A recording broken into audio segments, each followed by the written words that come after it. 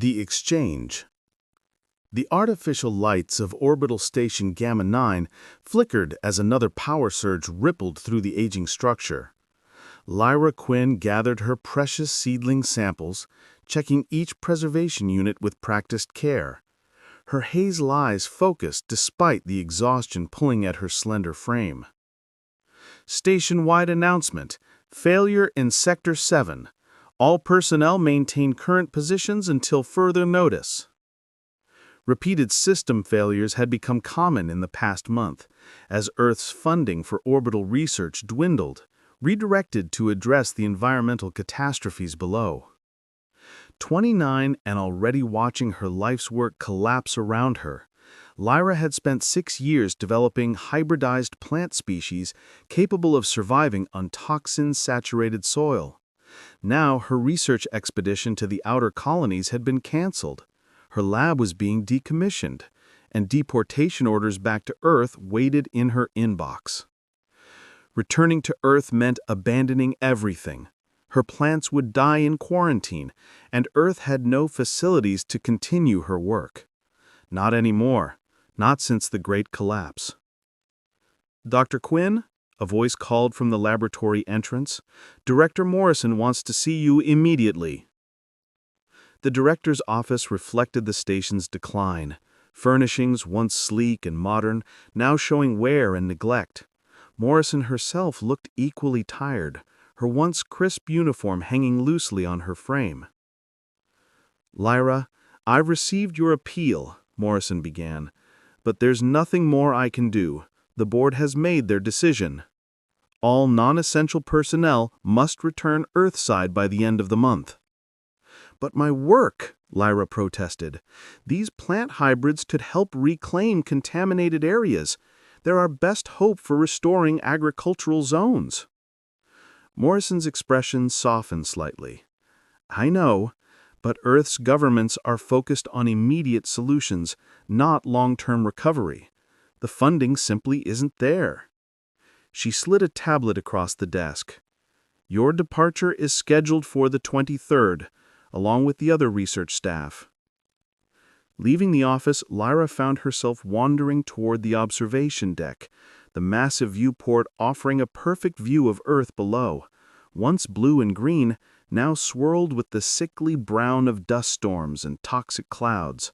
She pressed her palm against the cool glass, wondering how humanity had allowed things to deteriorate so completely. "You see beauty even in destruction," an unfamiliar voice observed, deep and resonant with an accent she couldn't place. Lyra turned, startled to find herself no longer alone. A tall figure stood in the shadows of the dimly lit deck, moving forward with fluid grace into the light cast by Earth's reflected glow. Her breath caught. The being before her was clearly not human, though humanoid in form. His skin was a deep, rich purple with subtle variations in tone that seemed to shift with the light. His features were sharply angular, with high cheekbones and almond-shaped eyes that glowed with an inner silver luminescence. His hair, if it could be called that, appeared to be composed of tendrils that moved slightly, as though suspended in liquid. An Atharan, Lyra realized, instantly. Members of the powerful Void Empire rarely visited human stations, their advanced technology and resource-rich worlds giving them little reason to interact with struggling Earth.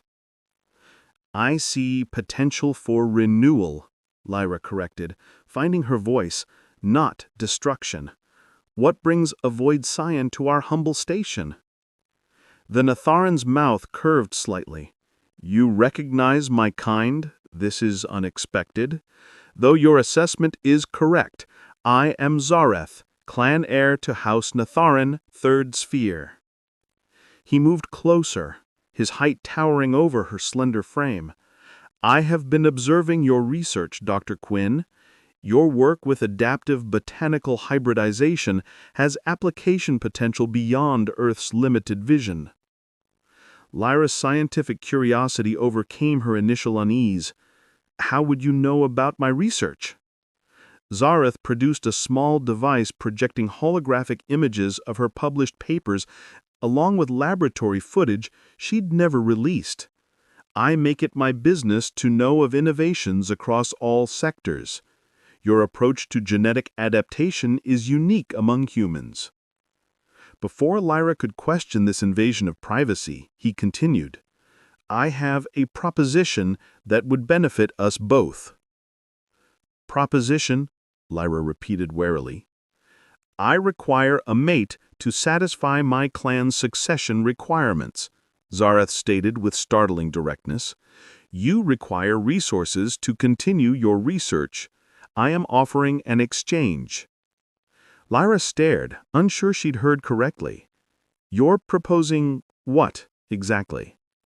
Marriage, by your terminology, though we call it life bonding, Zareth clarified, watching her reaction with those unsettling silver eyes. For 1 Earth year, you would serve as my official mate, allowing me to fulfill clan obligations. In exchange, you would gain access to the Empire's botanical research facilities, resources beyond anything available in human space. Lyra's mind raced. The Netharan Empire's bioengineering was legendary. Their botanical preserves contained species from across the galaxy, extinct everywhere else. This could advance her research by decades, save countless species, including potentially Earth's. Why me? She asked, the question that seemed most pressing. Surely there are Netharans who would... Your genetic compatibility is surprisingly optimal, Zareth replied, and you have no familial attachments to complicate matters. Most importantly, you possess the scientific acumen to appreciate what I offer. His directness was unsettling, but Lyra couldn't deny the logic. Access to Netharan research facilities meant possibly saving not just her work, but eventually Earth itself. Against deportation back to a dying planet, this choice seemed clear despite its strangeness. What exactly would this arrangement entail? She asked cautiously. You would reside on my personal vessel, accompany me to required clan functions, and maintain the appearance of our bonding. In private, we need not interact beyond necessary communication.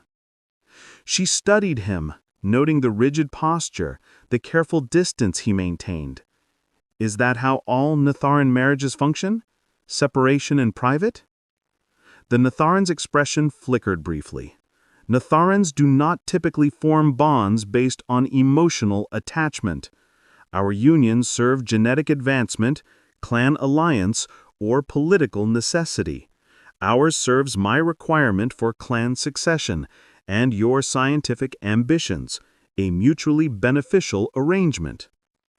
With that clinical assessment, he departed, leaving Lyra alone in the alien environment, surrounded by technology she barely comprehended and bound to a being who regarded her as nothing more than a contractual obligation.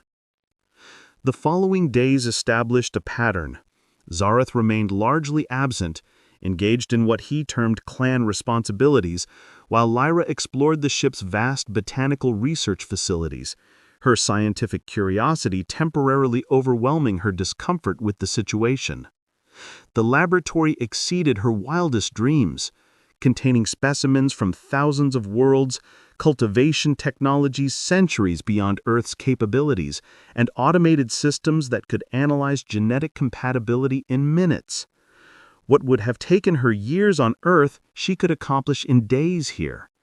On the 7th day, Zareth appeared at the laboratory entrance, observing her work. We will attend a high council gathering today.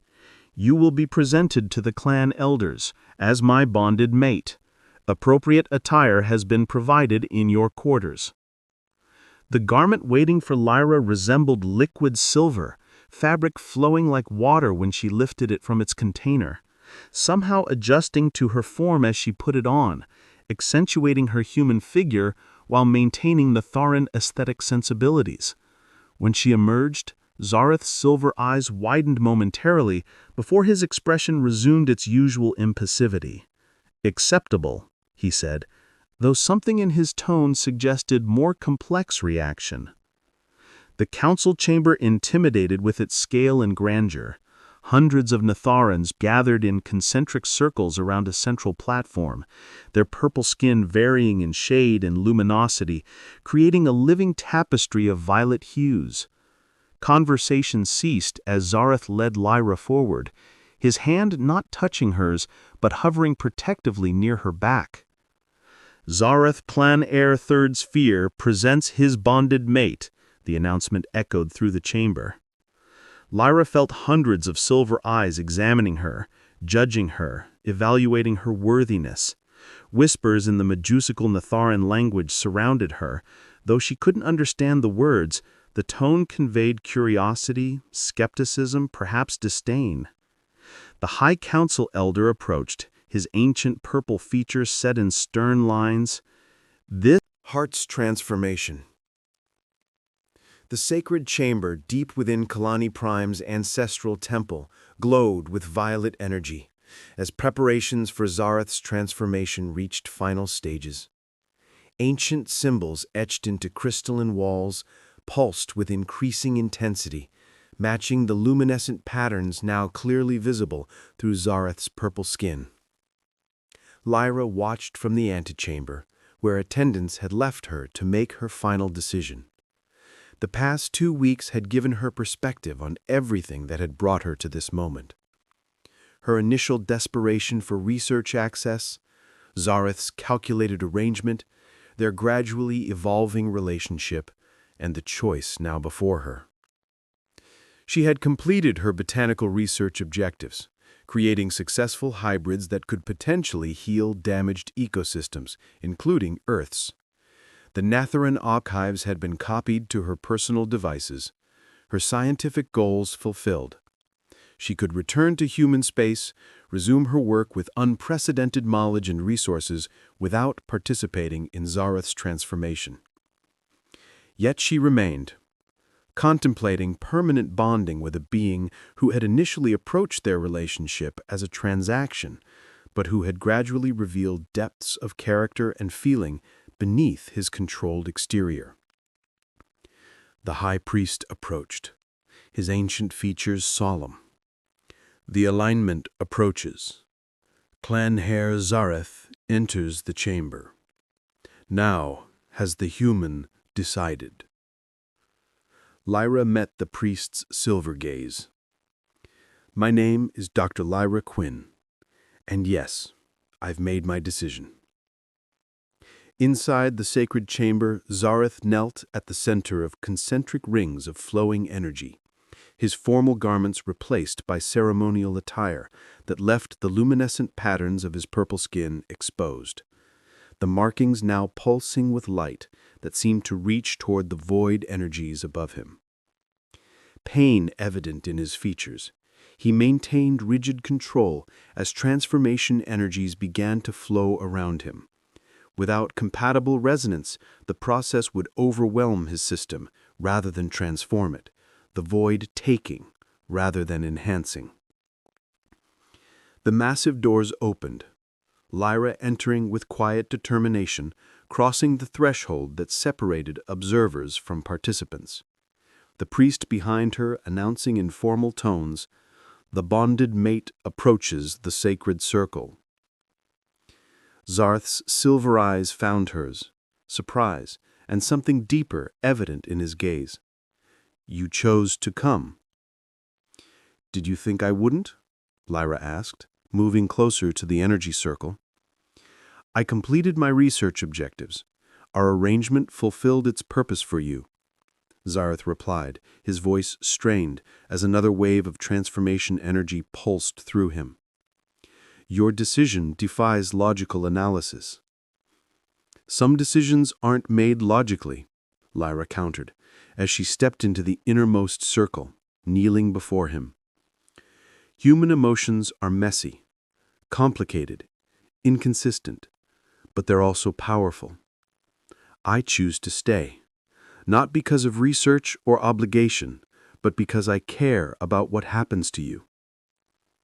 The admission hung between them as transformation energies intensified, Zareth's expression reflecting battle between pain and hope. You understand. This cannot be undone. I understand, Lyra confirmed, reaching out to touch his face, where luminescent patterns traced elegant curves beneath his purple skin. I'm choosing this. Choosing you, despite everything. Maybe even because of everything.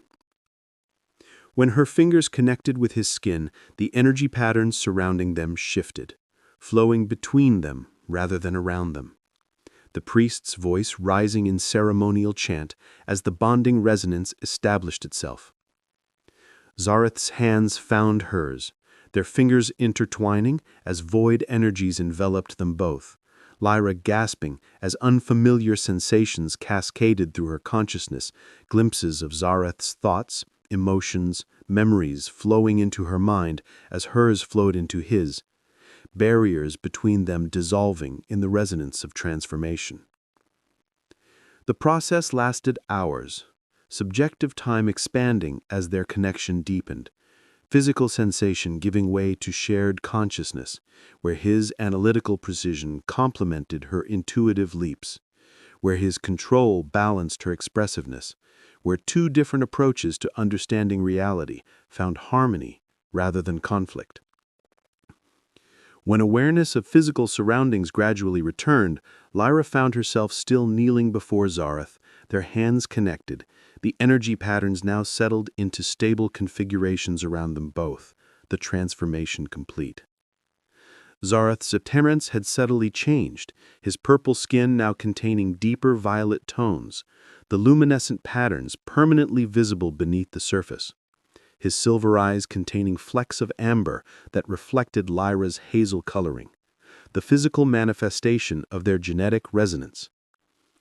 More significant was the connection humming between them, awareness of each other's emotional states, impressions of thoughts and feelings flowing across the bond they had formed. It worked, Lyra whispered. The resonance stabilized the transformation. Zareth nodded, his expression more open than she had ever seen it, reflecting wonder rather than calculation. The bond exceeded expectations, he said. The connection is stronger than typical Natharan carings, perhaps due to your human neurological structure. Always the scientist, Lyra smiled, feeling his emotional response to her teasing through their new connection. Even now, analyzing the experience. I have spent a lifetime suppressing emotion, Zareth admitted, relying on logic and calculation to compensate for my mixed heritage. Yet you value feelings as equal to thought. Your approach challenges everything I was taught.